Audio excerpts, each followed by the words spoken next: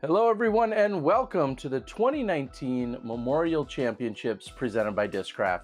Terry Miller, the disc golf guy, as we are over here for our final round at Vista del Camino. This is the fourth and final round, and again, I am joined by Kevin Jones. Kevin, we saw you in rounds 1 and 3, and here on a beautiful Sunday, it looks like we're going to wrap things up. You ready to do this? Yeah, I'm excited, Terry. Round 4. Hole number 1, a little bit changed from previous years, and then we saw it change again even in 2020. What's the game plan? Yeah, I mean, ideally you want to play to the right side of this basket, but the problem is the basket's elevated, so it's going to make putts really difficult, especially if there's any wind present. But a lot of people are just going to play pretty safe on the first hole, make sure that they're in bounds, and drop in a 3 because there's plenty of birdies coming up afterwards. Steve Brinster. Yeah, one of the legends of the game, USDGC champion. Oh. Flirting with a few of the spectators or passerbys there on the sidewalk. Here's KJ Nybo. And that would be another legend. Absolutely. I think KJ is like the 13-time Danish champion. And Cale Leiviska coming out of Minnesota, the Midwest, not far from where I'm from, and looks like he'll bring his smooth, sweet, sultry throw over here to hole 1. And we're seeing Devan Owens again, who we saw yesterday. All right. I always love watching Devan. By the way, awesome shot from Cale right there. Devan successfully parked this hole last time pretty much. This time, not the same result.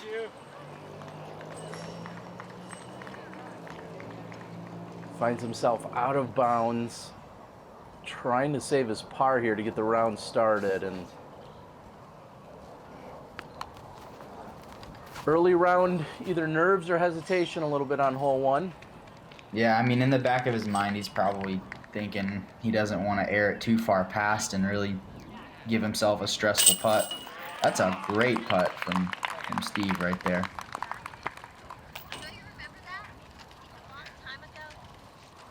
Making it look easy.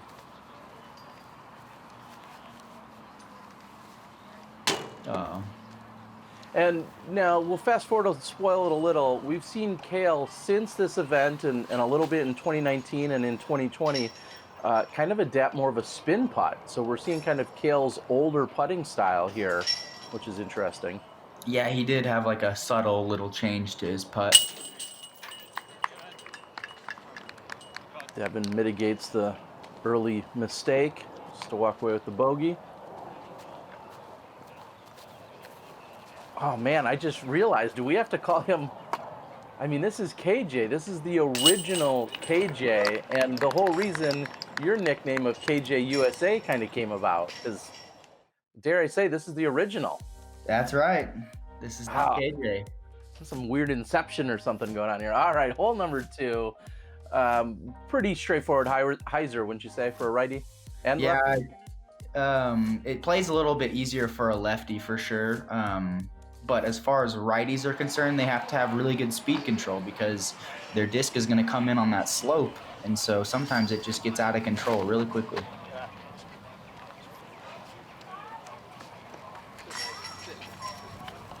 Yeah, like that right there. It just didn't look like it was going to go too far away, and then all of a sudden 60, 70 feet. Yeah, I feel like that's kind of the theme for these next few holes is, you know, the angle that you're coming in, you're really just playing to how fast those greens are. And you see KJ with a very different approach, maybe turning it over too much, but certainly trying to limit that skip that he's going to get if that comes in flat. Yeah, definitely. This might skip a lot too.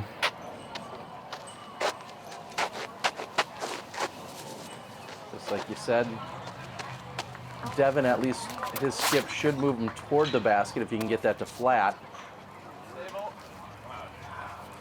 Surprising miss from Devan there. It should be pretty routine for him to knock this one real close.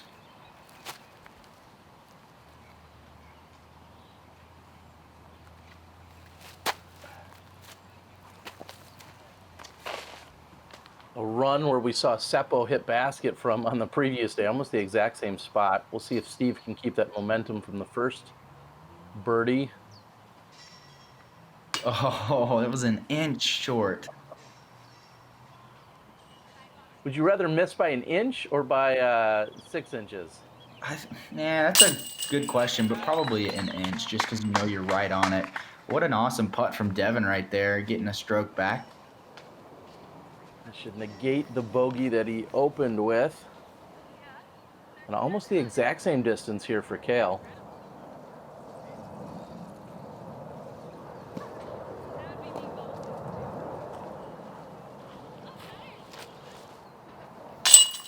And so Steve will tap in. I'm going to try and see if I can catch up with some of the stats. I got to thank ParSave Productions, not only for the flyovers that I've been using throughout this entire video, of course, the Pro Tour from 2019, also UDisc allows me to go back and double check all the scores and hopefully occasionally thread in a few stats and details as we go throughout this tournament. So thanks to UDisc. Here's hole 3. Same shot? Yeah, almost exactly the same, Terry. This shot is the same slope on the green, a few less trees really to deal with, just because on the last hole you have those 2 trees to miss. This one, not really many trees come into play. Devan is going to be throwing a nice shot here. It should shape really well to the hole. I think that's that purple rock, I believe, that he was throwing amazing in that last round. And so just to let you guys also know how tough this tournament is, we are following the 6th card, and it is this stacked with this much talent. Yeah, and these scores, like KJ's averaging like about almost 8 under. Almost all these guys are right around 7, 8 under each round.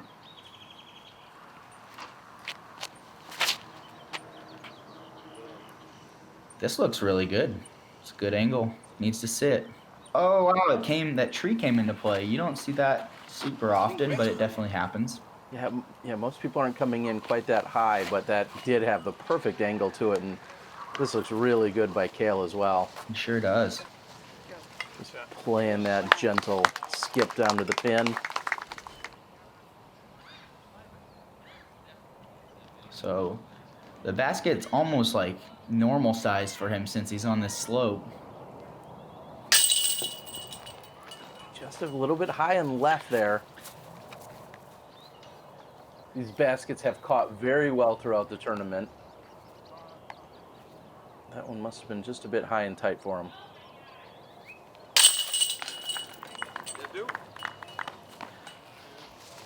We see kind of this mix of height and baskets from time to time. They're not, they change up almost every year at the Memorial. Do you have a strong opinion of trying to make the course a little tougher using elements? I feel like I'm kind of along with most people in saying that, yeah, they're great additions to the course as long as they're used in moderation and strategically.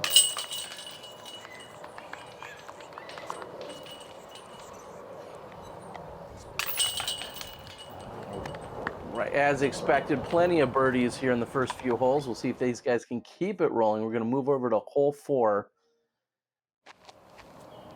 And this one brings some, we'll say, artificial OB into play. Yeah, this one does have the wall that plays out of bounds. Devan is throwing a really unusual shot, but looks so good. Didn't he pure it last time?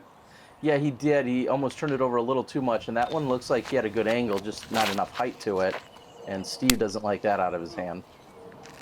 This is one of the better holes on the whole course in just how technical of a shot it takes in order to get the birdie and with the danger involved.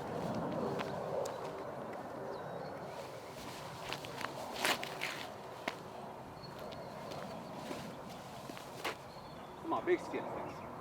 No, that was close. Oh, what? Nice. What a bank shot there. So this Minnesota, so he's treating it like it's playing it off the glass or something. I don't know. Oh yeah, totally. This tree right to our right here is what forces people to throw a flat shot instead of a big sweeping hyzer, which would be higher percentage. That tree is a huge reason of why this hole is so difficult. Great shot by KJ. Like you said, getting it up and over the tree, but having it come back enough to find the pin.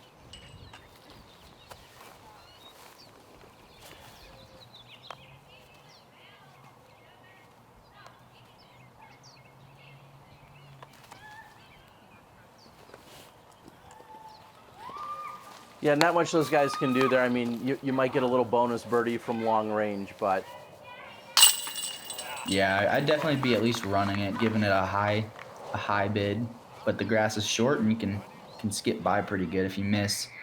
Good putt there from Cale and great birdie execution. Oh, no way. Did that go? Looked like it went a little bit through. It did. It looked like, I mean, from our angle, he might have been a little bit right, I'm going to say. Yeah. But that's a heartbreaker for KJ after I previously, apparently, I was just talking up the baskets, too. They are great baskets that look a little bit right. I don't know how much, but a little bit heartbreaking for KJ. All right, and another one that requires just a little bit more finesse, thanks to a Mando tree on the right. Yeah, a little bit. Not too much danger, really. The Mando tree should not come in play. It's really just protecting a big spike hyzer, which is really good for this hole. It takes a straight putter to mid-range to even fairway driver, depending on your power. I opt for the putter. Cale looks like he's opting for a mid-range.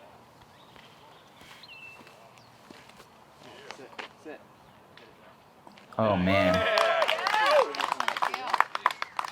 Gorgeous looking shot by Cale. This hole comes in averaging 2.6 and coming in as the 12th most difficult, or the 6th easiest, I guess you could say. Yeah, so they didn't say anything about the lefty spike hyzer line, and Devan's going to be taking advantage of that. Let's see if that rock flips up a little bit more and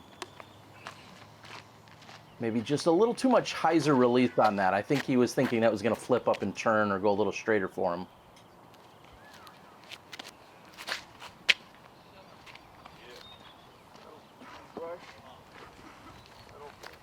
Just don't get past that tree. Yeah, that's a trouble spot for sure.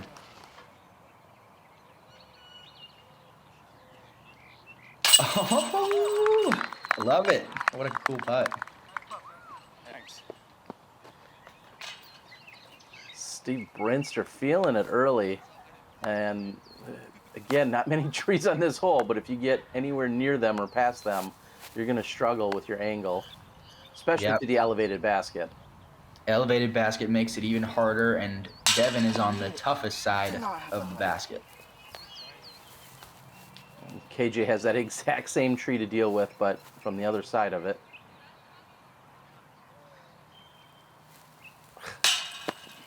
It's funny because it seems like there's so few trees on the course, but maybe that's what amplifies this feeling of whenever you do get behind them, you're just like, what happened? How did I find the only 2 trees on this whole entire hole? Exactly. There were exactly 34 players that birdied this and 34 players that parred it, and then just a handful taking a bogey on that hole. Kind of interesting to see the evenness between the pars and the birdies. That is the hole 6.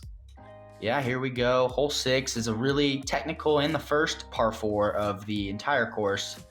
It takes a bunch of distance off the tee if you really want to execute a birdie. If you don't get that distance, you're going to be really needing to lay up for par. I think last time we saw myself get out of position, try to save a par, and just find more trouble. Interestingly enough, this hole, there's no spoilers here, but this hole averages 4, like 4.00 on the dot, which is incredible. And comes in as the 4th most difficult. I like this line Cale's going for. I hadn't even seen it until 2020, and that's become my play. Really? Do you just feel like it's the safest possible route here? I think it's a really safe route, but it also optimizes my game. It's the most comfortable line. I'm not a very strong, like, Anheuser flex thrower, and so it gets me into trouble a lot. Speaking of trouble, we see Brinster finding the OB on that left side. I feel like I would be really good at this hole if I was a lefty. Just being able to play the power crush hyzer like Devan there. He was keeping it low.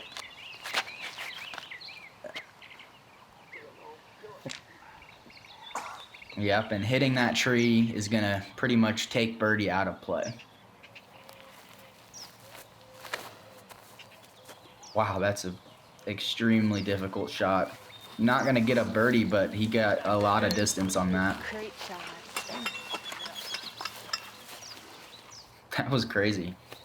I'm wondering if I missed a shot. Now, I'll give you guys a little editorial note here. I screwed up on Steve's Brinster putt, his putt coming up in a few moments. So I'm wondering what kind of camera troubles I was having. What a shot from Cale. Yeah, making it look so easy. What a recovery. That was huge.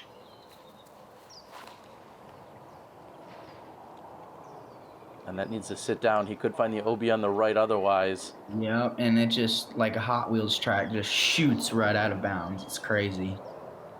So after Brinster had gone out of bounds, he's throwing his third shot here. Pulls that one right. Little redirect. Okay, now sit. Wow, that needed a lot of things to go right there, and they sure did. Yeah, he's just past the basket, which you're not going to see him putting from there, unfortunately. He barely stays in bounds as KJ kind of has the inverted hop step putt thing. Yeah, a nice run. It's kind of pretty putt, too. The fact that he had a birdie putt there is ridiculous. Wow. Solid bid by Devan.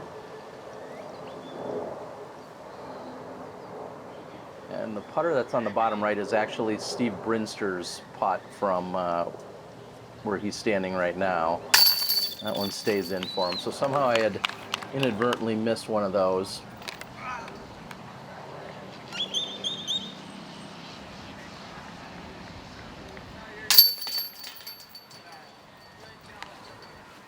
And we've talked about it before. There is a very long walk over to hole 7 at this point. So it can really kind of put you in a different mental state, depending if you just are coming off a birdie or a great par save, or in this case for Steve, he's definitely frustrated with a double bogey I think he walks away with. It feels like that walk really intensifies whatever your mood is, probably. Oh, 100%. And I feel like more times than not, I've been on the negative side of that spectrum. All right, we'll change that one for 2021. This is a relatively easy par 4. So does this change your mood at all? It should change my mood. It should be one of those automatic birdies, especially with my game. It favors the really low power hyzer thrower. Pretty much the worst thing that you can do, and almost the only thing wrong that you can do this year, is flip it over to the right. If you get any distance at all and go straight to even far left side fairway, you're going to have a chance at birdie, which is pretty much all you need. Thanks. And exactly what you're talking about, just keeping it low. Great shot there by Cale. This comes in as the second easiest hole on the course at 3.29. So when you're talking about an automatic birdie, everyone is planning on getting this one for 3.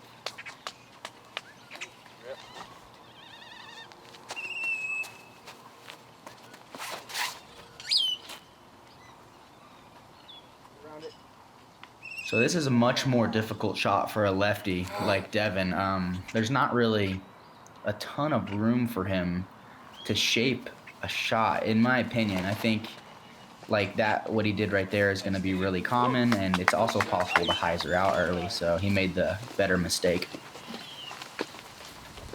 And now if you're too far over to the left, you can actually play this out over the road, possibly, at least in the 2019 version. In 2020, they put a Mando on that side, kind of limiting what players could be doing on their approach if you're tucked up to the left. Yeah, they did, and Devan's definitely going to take that line out there because it's a really good line. I'm actually surprised he didn't really get as close as I thought he might. Cale with a really good upshot and hits the metal. Hits the metal, and he was a little frustrated as it kind of squirreled away from him after having such an accurate shot. Let's see what kind of putt he's left with, and Kind of an awkward stance, but looks like KJ is making it work. Again, only 6 trees on this whole course, or on this whole entire hole practically, and KJ puts himself right behind one of them. Yeah, that's how it goes. And can we talk about that caddy coordination there on the outfits? I actually missed it. Were they matching? Oh, they're dead on, and Devan No. just a bit low hitting pole. Oh yeah, KJ and Caddy are matching. Look at that Wow, roll away. he did get a long ways away, huh? He had himself almost a circle's edge putt. Yeah, I didn't think he rolled as far as he did. I totally understand all that frustration now.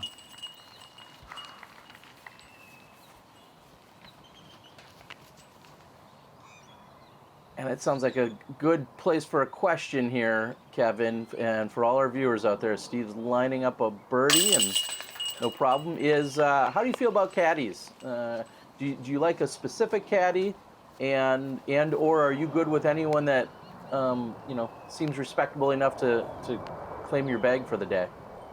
I mean, yeah, I'm usually honestly the one that just goes with it for the most part if I'm in the right mood. For the first person that asks me, usually I'm just like, yeah, okay, nobody's asked to carry my bag. You got it. I've never had to ask anybody to stop carrying my bag. Okay, very important. Yeah. But I just prefer somebody that doesn't really talk all a ton, but I can still handle some solid conversation. There's a nice balance for sure. Absolutely. All right. So, folks, that's what I want to know as we're looking at the caddy outfits there. Have you ever caddied for a top pro? And if so, who were they, or who would you like to caddy for? Maybe that's the best question. Look at the shot by Cale. Man, that was pretty. I wonder what disc that was. Some type of mid-range, maybe M2 or maybe M2. I'm not sure. I think he's a pretty big M4 thrower, if I recall. He definitely is. I just looked overstable. It could have been an M4. Nice, good shot from KJ. Ideally on this hole, you want a disc that you can really commit to, but not have to worry about distance all that much. And Steve Brinster takes the hyzer route out and around if you've got the power. It seems to be a pretty effective shot. I don't know if I've ever seen somebody go that way and throw out of bounds. So, yeah, I think the major danger is just not getting up high enough and then clipping a tree and kicking OB. So I think if you've got the power, I think it takes a lot of other variables out of play. And someone like yourself with a big power hyzer, it seems like a pretty high percentage shot. Yeah.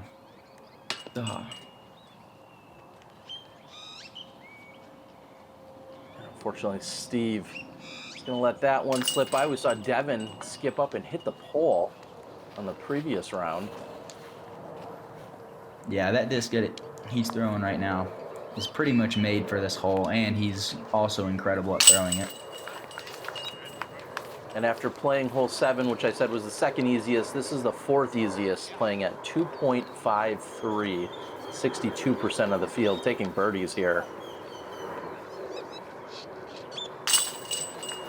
That's a really good birdie percentage, honestly. It really is. I was just going to say, hey, folks at home, 360 downhill over water with OB.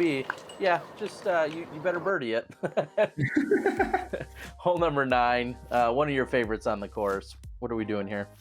Yeah, it's one of my favorites for sure, and unfortunately, I just haven't had a ton of success on this hole, but I think it's an incredible hole.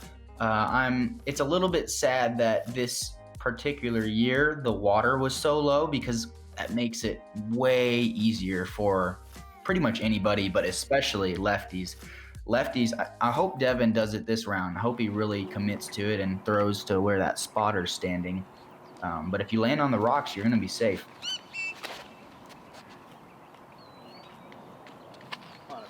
And there's an element of playing it safe, and then there's an element of like too safe could take you OB, and it looks like he just came up short of the OB over there. But just trying to stay away from that water at all costs, it looks like, by KJ.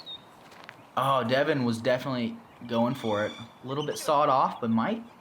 Yeah, that's awesome. He's still going to have a 45-footer. I'm glad to see him commit to that. I believe that's the shot for him in 2019. So Steve, that's penetrating, probably hit that tree, yep. If you just barely clear the first set of trees, there's a slightly higher set of trees right after that you'll find a lot.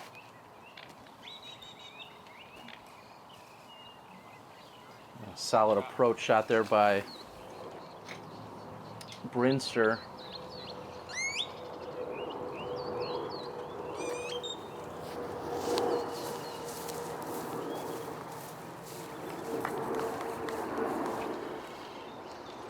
And now we're catching up with Cale's drive. I mean, this is kind of the common place to be, just out there with an approach shot, 100 feet or so. I mean, in order to get near this basket, you need to throw almost a perfect shot. Yep, and a lot of people decide that they might want to lay this hole up and can gain strokes on a lot of the big dogs as well. You're absolutely right, and by saying that, this average is 3.26, the number one most difficult hole on the course, with 29% of the field shooting par or worse, or I'm sorry, above par. So just take a par here and you're probably picking up a stroke on quite a few players. Yeah, I think so. I'd be really interested to see like the top half of the field scores versus the bottom halves and see the difference there. I don't do those kind of numbers, Kevin. I'm not that smart. I don't know if anybody can do those numbers, but I would assume that they would be closer than you would expect, if not surprising. And as we're starting to close things up, we're going to watch Cale collect his thoughts and make sure you can tap this in. I want to say thank you for joining me, Kevin. Just 9 holes left to play, and we're glad to be here at the Memorial. Yep, we'll catch you guys on the back 9. Here we go. Let's get it. All right, we can take a quick look at the scores. This is all of the players that made the cut as we are through 3.5 rounds. Eagle, through 9 holes, has a 4-stroke advantage over Simon Lizotte. We'll be back with the 6-card final action in just a few minutes.